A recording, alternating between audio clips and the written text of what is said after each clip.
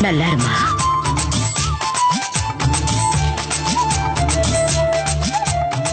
ஏமா எப்பவுமே வளையல் தரீங்களே, அதுக்கு என்னமா ஐதீகம்?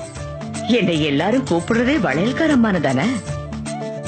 இல்லறத்துல இறையர்த்த கூட்டுறதே கண்ணாடி வளையல் தான். பெண்கள் எப்பவும் கை நிறைய கண்ணாடி வளையல் போட்டுக்கணும். வளையல் இல்லாம இருக்கவே கூடாது.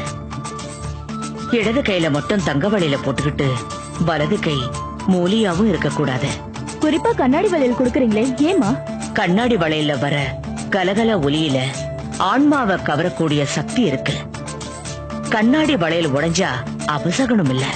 இன்னும் கேட்டா கையில கண்ணாடி வளையல் இருக்கே, கவனமா இருக்கணுங்கிற பாதுகாப்பு எண்ணமும் ஞாபக சக்தியும் வரும்.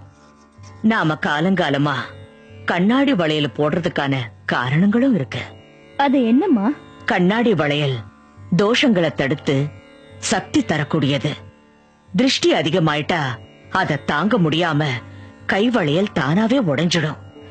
ஒரு விஷயம் சொல்ற, அத செஞ்சு பாருங்க. கஷ்டம் உங்க வாழ்க்கையில எந்த ரூபத்திலயும் வராது. வீட்டுல கண்ணாடி வளையல வாங்கி வச்சுக்கிட்டு ஒவ்வொரு பூர நட்சத்திரத்திலயும் அம்மனுக்கு சாத்தி வீட்டுக்கு வர ஒவ்வொரு பெண்ணுக்கும் தாம்பூலமா கொடுங்க. இதுவும் ஒரு விதமான இறைப்பணிதான். கண்ணாடி வளையல்ல இவ்வளவு மகிமை இருக்கு. வளையல்ல காப்பு சக்தி அதிகமா இருக்கிறதுனாலதான் கர்ப்பிணி பெண்களுக்கு வளகாப்பே கொண்டாடுறாங்க. இதுதான் நான் கண்ணாடி வளையல் கொடுக்கறதுக்கு உண்டான காரணம்.